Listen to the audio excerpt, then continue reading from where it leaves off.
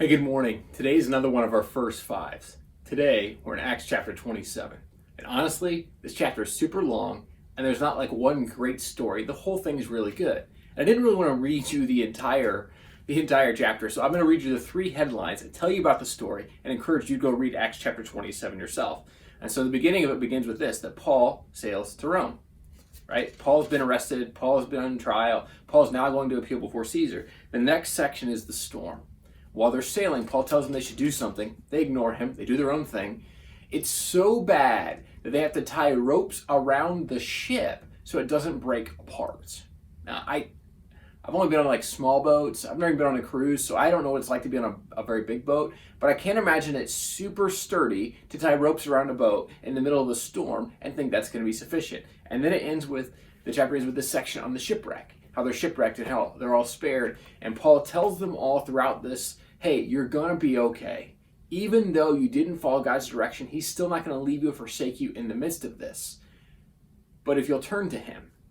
And so as I read this chapter, I can't help but think about our own lives.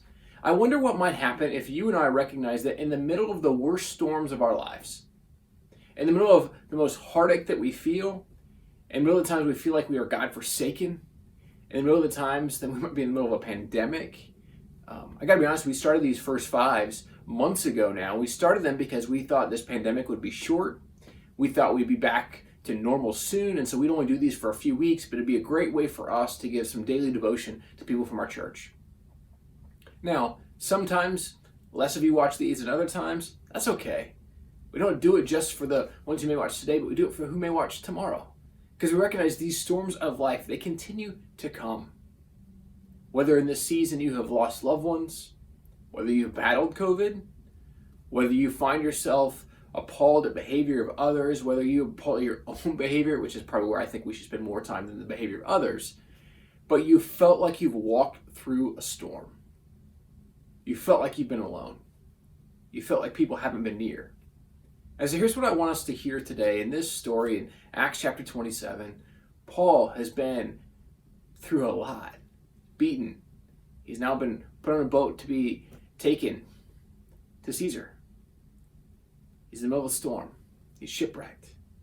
In the middle of all these things, Paul still knows he has not been forsaken. Paul still knows that God is near. In fact, Paul tells these other people, if you will just trust God, you'll be fine through this experience. Now, I want to be clear, that doesn't mean that every experience in life won't be difficult.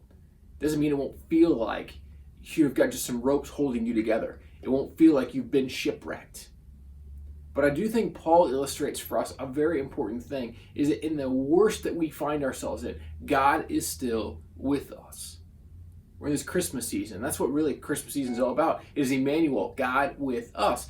And so I want you to know today, if you feel like your life, you've set sail for someplace you don't really want to go, if you find yourself in the middle of a storm, or you feel like you've been shipwrecked, know this, that with God, there will come a day when you're on dry land. There will come a day when all of that is over.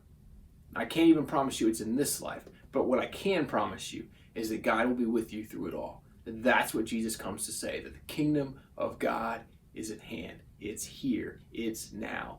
It's an invitation for you and I to live into God's kingdom here and now, knowing that someday we'll see his kingdom in its fullness. And we'll catch you next time for another First Five.